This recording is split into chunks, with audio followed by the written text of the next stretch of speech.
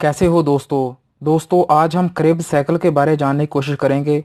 ये बायोकेमिस्ट्री का बहुत ही अहम साइकिल होता है। दोस्तों, जब हम खाना खाते हैं, कार्बोहाइड्रेट, फैट और प्रोटीन ये किस तरीके से एनर्जी के अंदर कन्वर्ट होता है, ये बेसिकली उसको हम जानने की कोशिश करते हैं।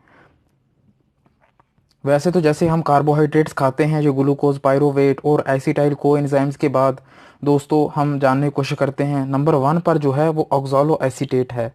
इससे आगे हम साइकिल को जानने की कोशिश करते हैं किस तरीके से एटीपी यानी कि एडिनो ट्राईफॉस्फेट जो है एनर्जी वो किस तरीके से जनरेट होती है।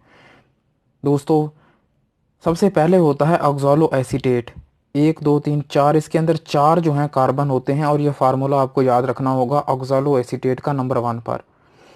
इसके ऊपर एंजाइम एक्ट करते हैं सिट्रेट सिंथेसिस, और इसके ऊपर जो ये एंजाइम्स जो होता है एस सी ओ ए जो एंजाइम्स है प्लस H2O एक्ट करने के बाद एच एस को एंजाइम जो होता है वो रिलीज़ हो जाता है और उसके नतीजे के अंदर दोस्तों सिट्रेट बन जाता है। ये नंबर 2 है, ये आपको फार्मूला याद रखना होगा सिट्रेट का। इसके बाद दोस्तों सिट्रेट के ऊपर जो है वाटर जो होता है रिलीज़ हो जाता है। ये रिवर्सिबल रिएक्शन होता है, एकोनाइटेज जो होता है एंजाइम्स एक्ट करता है और उसके नतीजे के अंदर सिस एकोनाइटेज जो होता है ये बन जाता है। दोस्तों, सिस आइकोनाइटेज ये रिवर्सिबल होता है। सिस आइकोनाइटेज जब इसके आगे जो होता है दोस्तों सिस आइकोनाइटेज के बाद जब ए आइकोनाइटेज प्लस H2O रिएक्ट करता है उसके नतीजे के ऊपर दोस्तों कार्बन की क्वांटिटी 6 हो जाती है और ये फार्मूला आपको याद रखना होगा नंबर 4 है। सिस आइकोनाइटेज के बाद आइसोसिट्रेट बन जाता है। दोस्तों, आइसोसिट्रेट के ऊपर एक एंजाइम्स रिएक्ट करता है जिसे आइसोसिट्रेट डीहाइड्रोजिनेज कहते हैं। ये एंजाइम्स एक्ट करने की वजह से दोस्तों नंबर 5 पर जो होता है ऑक्सैलोसक्सिनेट जो होता है ये बन जाता है। दोस्तों, इसके नतीजे में जब आइसोसिट्रेट और ऑक्सैलोसक्सिनेट में कन्वर्ट हो रहा होता है तो यहाँ पर NAD जो है NADH2 में कन्वर्ट हो जाता है। दोस्तों, ये जो NADH2 है ये बहुत ही ज़्यादा इम्पोर्टेंट है क्योंकि एक NADH2 वो जब इलेक्ट्रॉन ट्रांसपोर्ट चेन के अंदर से गुजरता है तो उसके से 3 ATP जो होते हैं वो बनते हैं, यानी कि 3 एनर्जी बनते हैं। एडिनो ट्राईफॉस्फेट जो होते हैं वो 3 बनते हैं एक NADH2 से। इसके बाद दोस्तों अगर हम जानने की कोशिश करें तो ऑक्सैलोसक्सिनेट जो है ऑक्सैलोसक्सिनेट जो है इससे कार्बन डाइऑक्साइड गैस जो होती है वो निकल जाती है और उसके बाद जो होता है अल्फा कीटो ग्लूटारेट जो होता है वो बन जाता है नंबर 6 पर। ये जो अल्फा कीटो ग्लूटारेट है इसके अंदर कार्बन की क्वांटिटी 1 2 3 4 5 जो है वो कार्बन की क्वांटिटी है। ये फार्मूला आपको याद रखना होगा अल्फा कीटो ग्लूटारेट का। इसके बाद दोस्तों एक बहुत ही अहम enzymes alpha keto glutarate dehydrogenase जो होता है वो एक्ट करता है। ये एंजाइम्स आपको याद रखना होगा। ये एंजाइम्स 3 फॉर्म में होता है, E1 E2 और E3 में। E1 TDP के साथ, E2 LA के साथ, E3 FAD के साथ, ये आपको याद रखना होगा।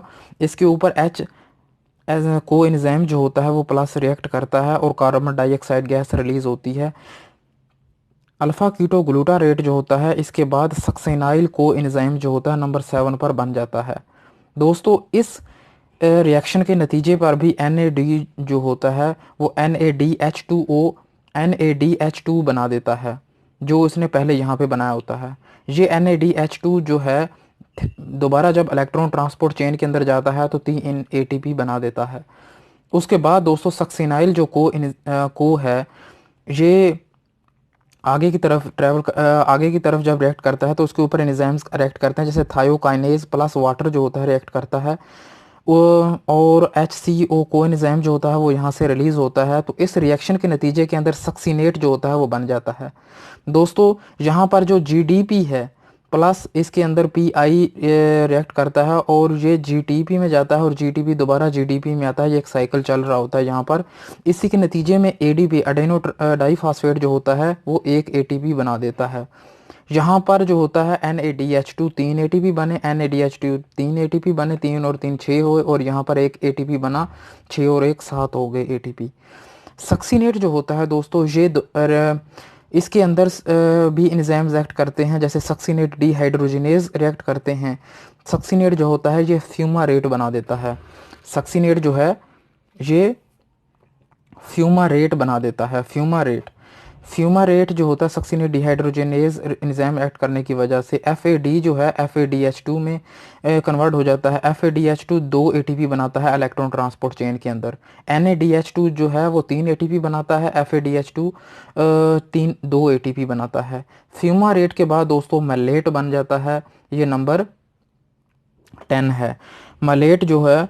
और इसके अंदर ये भी रिवर्सिबल रिएक्शन है, वाटर ऑब्जॉर्ब होता है, फ्यूमारेज जो एंजाइम्स होता है वो रिएक्ट करता है। और ये फार्मूले आपको याद रखने होंगे। मैलेट जो होता है ये बनता है। मैलेट के बाद दोस्तों NAD जहाँ पर भी NADH2 में कन्वर्ट हो जाता है, जब मैलेट से ऑक्सालो एसीटेट बनता है। जब हमने शुरुआत की थी तो ऑक्सालो एसीटेट से पूरा फार्मूला शुरू हुआ था नंबर 1 से सिट्रेट, सिट्रेट से आइसो आइकोनेज, आइसो सिट्रेट से ऑक्सालोसक्सीनेट और उसके बाद अल्फा कीटो ग्लूटारेट, उसके बाद सक्सिनाइल को एंजाइम्स और उसके बाद सक्सीनेट और उसके बाद फ्यूमारेट और फिर बाद में मल्लेट नंबर 10 पर। दोस्तों ये सारा साइकिल आपको इस तरीके से याद रखना होगा। यहाँ पर जानने की ज़रूरत ये है जो बीच में ये इलेक्ट्रॉन ट्रांसपोर्ट चेन दिखाई गई है कि बेसिकली इसका एनर्जी प्रोडक्शन हम देखते हैं। NADH2 यहाँ पे एक आ गया 3 ATP और यहाँ पे इस रिएक्शन में भी NADH ने 3 ATP और यहाँ पे 1 ATP FADH2 और NADH2। तो यहाँ टोटल ATP कितने हमने बनाए यहाँ पे 3 और 3 6, 6 और 3 9, 10 और 11 12 ATP जो हैं एक साइकिल के अंदर जो होते हैं वो बनते हैं 12 ATP। अब हम देखते हैं ये इलेक्ट्रॉन ट्रांसपोर्ट चेन को जूम करके किस तरीके से एक NADH2 जो होता है वो 3 ATP बनाता है। उसका भी सिंपल फार्मूला होता है। ये डायग्राम जो है वो आपको याद रखनी होगी। ये इलेक्ट्रॉन ट्रांसपोर्ट चेन की डायग्राम है दोस्तों। ये आप देख रहे होंगे ये पूरा रिएक्शन जो होता है ये चल रहा होता है। ये माइटोकॉन्ड्रिया की सेल मेम्ब्रेन्स के दरमियान में चल रहा होता है। हमारे सेल के अंदर जो माइटोकॉन्ड्रिया होता है एनर्जी प्रोडक्शन होता है जो दोस्तों यहाँ पर एक ATP बन रहा है और ये दूसरा ATP है, तीसरा ATP है। एक NADH2 के प्रोसेस के अंदर दोस्तों 3 ATP बनते हैं। ये आपको पूरा जो होता है स्टेप याद रखना होगा किस तरीके से इलेक्ट्रॉन ट्रांसपोर्ट चेन जो होती है ये बनती है। दोस्तों ये रिड्यूस सबस्ट्रेट है, इसको SH2 जो है ये S में जब कन्वर्ट होता है तो NAD जो है NADH2 में जाता है। NADH2 जब NAD में जाता है तो FMNH2 बना देता है। इसके नतीजे के अंदर एक ATP बन जाता है। ADP प्लस फास्फेट जो मिलके एक ATP बना देते हैं। इस तरीके से दोस्तों ये एक प्रोसेस चलता है। उसके बाद ADP यहाँ पे भी साइटोक्रोम्स के अंदर जो होता है, यहाँ पर भी जो एंजाइम जो होते हैं वो आपको याद रखने होंगे। BC1C और AA3 जो है ये स्टेप के साथ आपको याद रखने होंगे कंप्लीट तरीके से। और ये डायग्राम इलेक्ट्रॉन ट्रांसपोर्ट चेन की भी आपको बनानी आनी चाहिए किस तरीके से ये 3 ATP जो होते हैं वो बनते हैं और किस किस जगह पे बनते हैं। आखिर में जो होता है वो ऑक्सीजन बच जाती है दोस्तों, ये आप देख रहे हैं। तो दोस्तों ये इलेक्ट्रॉन ट्रांसपोर्ट चेन है। मिलते हैं नेक्स्ट वीडियो के अंदर और फिर दोबारा इसकी दोहराई करेंगे। अपना ख्याल रखें। शुक्रिया।